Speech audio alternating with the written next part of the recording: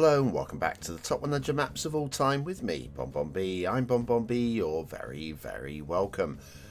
And so, every week for the last, I've lost count of how many years now, I do on a Saturday a top 20 assets, mods, themes, LUTs, etc.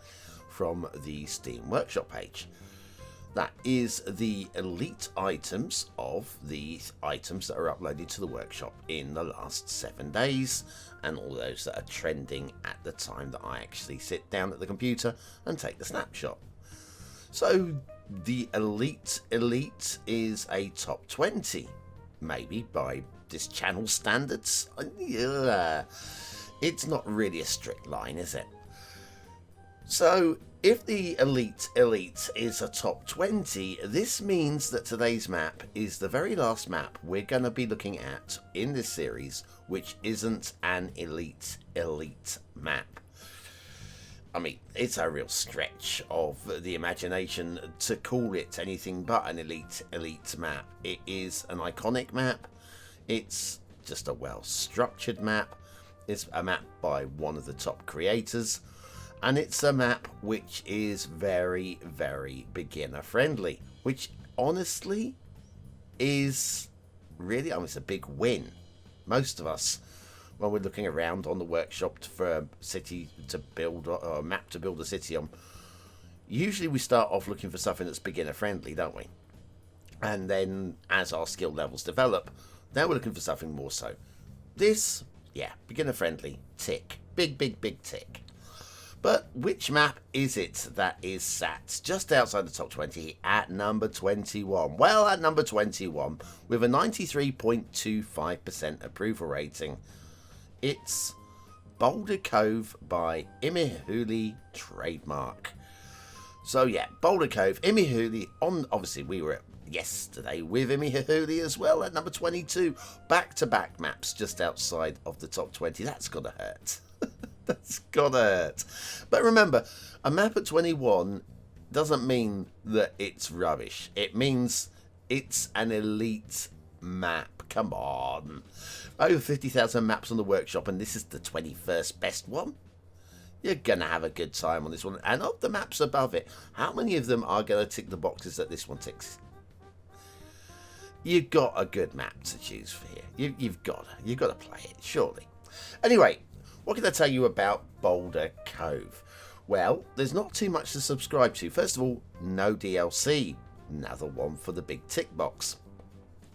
Then it only requires 3 items. I'm going to call it 4 items because we're using a custom LUT today, which isn't in that list. It is an opt-in. LUTs are an opt-in, opt-out. Play your favourite LUT. We always review them on this channel with the recommended LUT. So it's, let's say, 4 items. Oh, wow. Come on. It's as good as vanilla, right? Those items are the generic tree pack. See, it's such a short list I can just remember. I'm not reading this at all. The generic tree pack. This is a Network Extensions 2 map.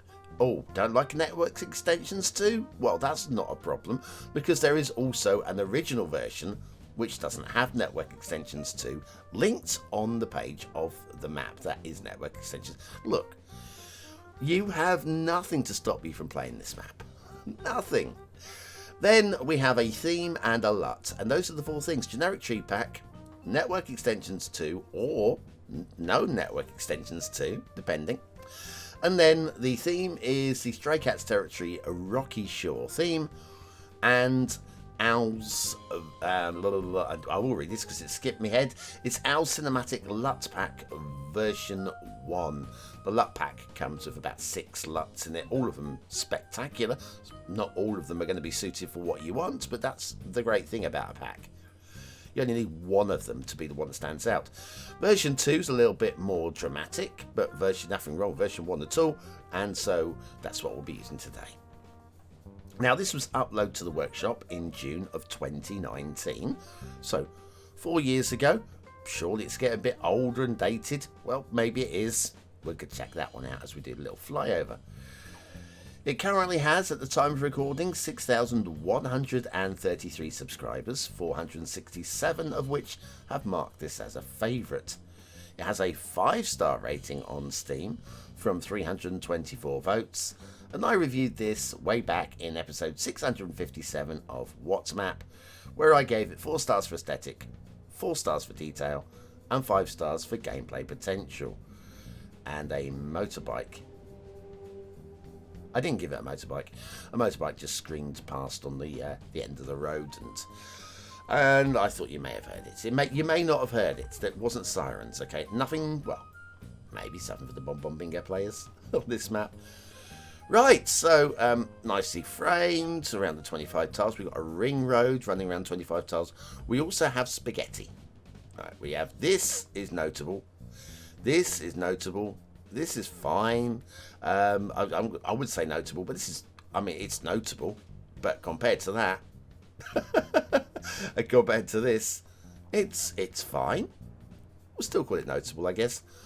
And then start square is down here. What I think we'll do, let's do a bit of a full loop, shall we? Because some of these intersections look like they're going to be a lot of fun. How about we start here? We'll come to this one, we'll cut across the middle of the map so that we don't have to waste too much time. There's a few bridges to check out. We'll dot around the bridges later on, the second as the review goes on, the second part of the review. Boom. We'll hit here and then we'll cut back round to the start square. That, I think, is the plan of action for today. Let's have a look. Simulation is running. That's good to see. Lovely. And network extensions too. So yeah, network extensions 2 has had a bit of a choppy ride over the years. It was originally intended to be way more than what we've been lumbered with at the end, because we look at network extensions 2 and go, well, there are some nice roads. We've got fully rendered tunnels, and that's it. That is network extensions 2. Network Extensions 2 was originally intended to be a lot more, with rail, probably with trams, with the full lot. Network extensions, not network, one single network, i.e. the roads, but way more of them. It would have tucked in with what. Look, I'm going to start that again. So they had lots of ideas for it, and then Traffic Manager President Edition came along, and that mod ticked a lot of the boxes which Network Extensions 2 was intended to tick. And so the creator of Network Extensions 2, I'm long story short, and also kind of, first intersections here already. Let's have a little look at, this is the one that was fine. Okay, it's fine. What's not to like about that? That is very sweetly done. A Gussing Navy's one, isn't it? This one, I do believe. But yeah, anyway, yes, plopped intersections are fine as long as you work them. This has been, yeah, this isn't just been plopped. There's possibly a little bit of a jinky chunk there, depending on how you choose to view it. I would say just a little touch of the softener on there, just to take the right angle, because that looks like a right angle. That is a right angle. It stands out as being a right angle to me. Yeah, just a little touch of the softener on there if you want to elevate this to the ultimate, but it's still exceptional. So let's not worry. All right. Start square would be off down that way. We will get there the long way. So yeah, Network Extensions 2 was intended to be a lot more than it was. Traffic Manager came out, did a lot of the things that Network Extensions 2 was intending to do, and so the creator went, actually, I don't need to spend months and months and months and months and months making this the most fabulous thing. But a lot of people already they wanted the roads. The roads look amazing, and basically because it's a mod rather than an asset, so you can subscribe to individual assets as one thing, but it's actually a mod. It's actually quite heavy because it was going to have all of the additional functionality. So you can say that actually, as a road pack, if you're running a potato computer, this is really not the most friendly. It really isn't. And you probably would prefer to have just a custom roads, or going with vanilla or a mass transit ahead of this. So we had all of that. Plus, because it's a mod, it always had the potential, whenever there was an update, of becoming broken. So there were all of these little red flags on it. All of the little red flags. They weren't normally a problem. They weren't generally. I don't think we ever had a problem until whenever it was I made that video that said Network Extensions 2 is broken. Jump off now. Because we weren't expecting it to be fixed. The creator had been quiet for a long time, and that was it. It was like, well, it's broken and the creator isn't around. But the creator was. And they fixed it. So, the situation with Network Extensions 2 is, if you want to use it, you can use it. It still does have all the caveats I spoke about previously, about being very PC heavy, which again, if you've got a PC that can run Network Extensions 2, use it. Fine. There's really no reason why you shouldn't. It does have the potential to be broken with a game update, but, well, there aren't going to be any more game updates. But don't go expecting Network Extensions 2 to have rail updates or anything like that, because that has become something of a historical possibility that never came to be. So anyway, there's your Network Extensions 2 story. As understood by me, there might be some historical inaccuracies in there. There might be. But as I understand this, let's put it this way, if nothing else, it's a very good fairy story that explains things to the level that I personally understand them. So if you understand them as well as that, then if I am wrong, then you're wrong as well, but we're both wrong together. The people that could really explain it are the top modders and whatever, but that was when it was explained, that was how I understood it. So that's how my brain processed it all, and I think I'm oh my goodness me. I think I got the gist of it about right, if nothing else. Right, spaghetti. This is the one that is spaghetti. Now, if this isn't the most glorious spaghetti you've ever seen, I don't know what you want from people. Okay? But now, here we go. Let's grey out this entire area. Let's just say there's an intersection here. Ignore the spaghetti, right? Ignore it. We have the rail running through underneath as well, which I guess is part of the spaghetti. Have a little look at the rail and just say, well, that looks pretty smooth to me, right? Now ignore the rail as well, or just grey out where the rail is. Have all of this as a blur. I could edit the video, but that would take me a while, and there's not enough hours in the day to do that. This is now a blur. Just out of focus this and look at the trees and the rocks. The tree and the rock work here is spectacular in the way it's been done. We've got little splashes of rocks that add a little bit of just feature detailing that catch the eye just a little bit. Remember, we're talking 2019, so we're before the new the good vanilla trees that Mr. Mason made for Colossal Order and Paradox. So then we have a look at the tree. The tree mix is lovely. Yes, we're using one tree pack, and then vanilla trees. Look at the density. Look at the way that as it moves away from here, it just becomes more sparse. And again over here, density moves away, it becomes sparse. We've got a few seams. There's a little seam heading out this way. There's a seam heading out this way. A seam heading out this way. With a little bit of, again, a little bit of blending. A little bit of just lighter density around the edges as well. And you've also got that running along the rail, where we got a complete clear of the rail. Very nice. Also, it looks like we've got some resource painting underneath the rail, just to give it a little bit of a just stand out from the terrain. Very nice. And also look at along this edge with the trees. We've still got these big dense trees, but again, we've got a little bit of a blend, a little bit of transition between the dense trees and here with the smaller trees. Little bit of light work along there.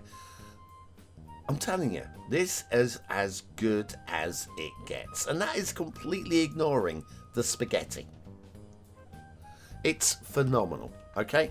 It's just phenomenal. Let's look at the spaghetti. I know you want to. Let's look at it. Now, spaghetti like this, you go, oh, there's a chance of street light clipping. I don't remember if there was any, but I'm not seeing anything here that's standing out as being like here would be a risk, shouldn't it? Should be a risk, but that definitely looks high enough to me to not have any streetlight clipping, and so on. And then the merge lanes, look how smooth and how tight it is. There's no jinkies, there's no jankies. It's absolutely flipping marvelous. That is amazing. I'm in awe. Even now, 4 years later, I'm in awe of that. That is amazing work. IhmeHihhuli. Wow. Take a bow. Take a bow. Right, anyway, we're moving on through the environment. So what we have here, again, we've got the tree-lined highway running along here, which, when you pull back, it's just subtly well done. It is just subtly well done. Doesn't stand out anything special from here. When you pull back, I mean, it's good. It doesn't stand out as being, wow, this is absolutely crazy, which is perfect. What you're looking for is a map that feels natural and feels just evolved. And that's exactly what you get from this one. Right, this is the next intersection, which is, again, very nicely done. We have one coming in this way, one coming in this way, one coming in this way, and then we have a potential start location from the roundabout feeding off from these roads.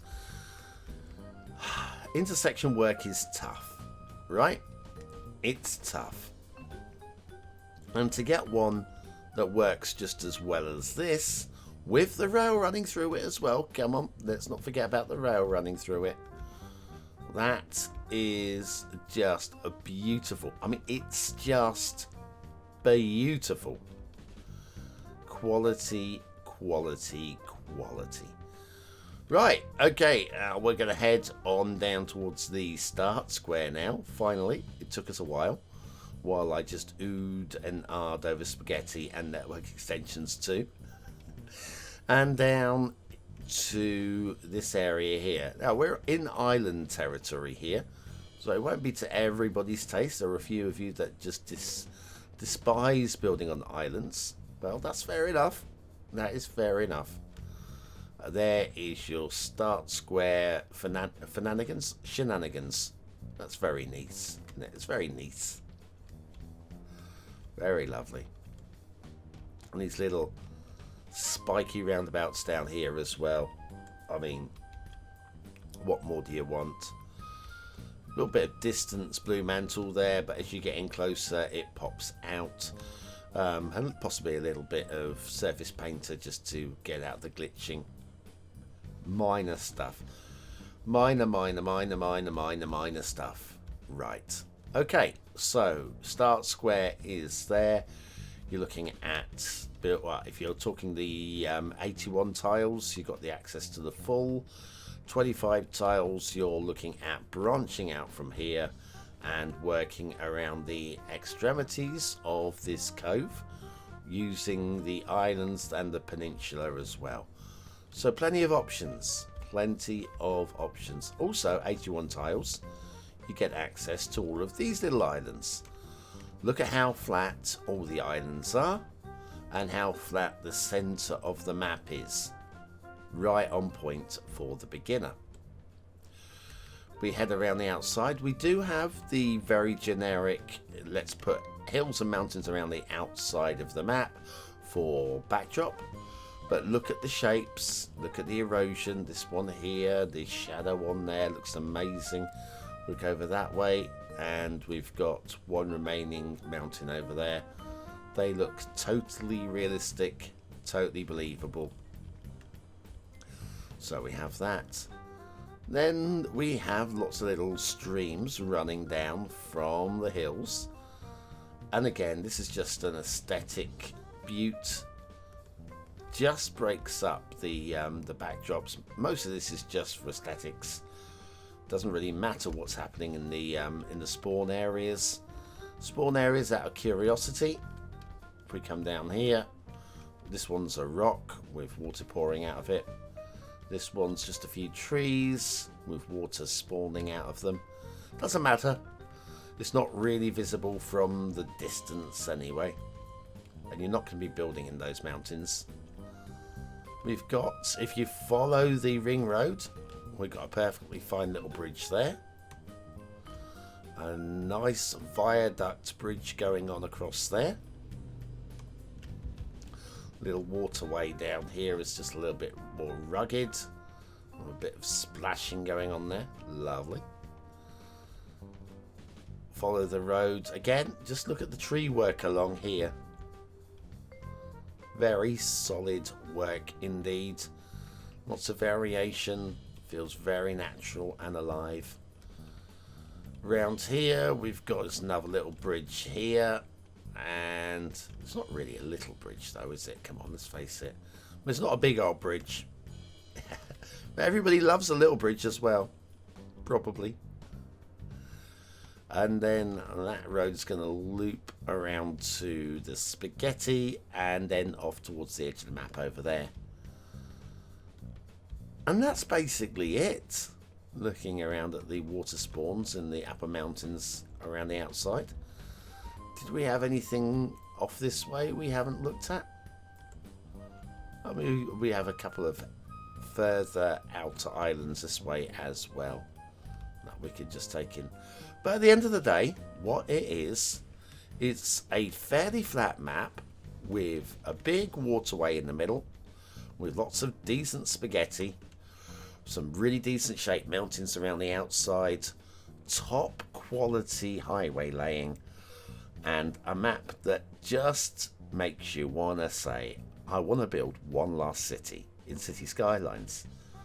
So Boulder Cove by IhmeHihhuli trademark, the 21st best map of all time as voted by you, with that 93.25% approval rating. It's lovely. And that's it for today. We'll be back next week. We've only got 4 more weeks of this series and we'll be announcing the best map of all time as voted by you. So I'm really looking forward to that one. Also, just remember to check out Cities Skylines 2 o'clock. A little bit different this week. We have a new face, a new voice. You don't see their face, but you'll hear their voice. A new voice on the show. Hoping, I haven't recorded it yet. Hoping it goes really, really well. I'll be doing that very shortly. Anyway, thanks for watching, for commenting, for liking, and for subscribing, and for hitting the like button. You have hit the like button, right? Just checking. And I'll see you again very, very soon. A big shout out to the BonBon Buddies on Patreon and YouTube membership for supporting the channel. You guys are the very, very best, and I love you very, very much. And I must update the closing graphics there. That's it. See ya very, very soon. Thanks for watching.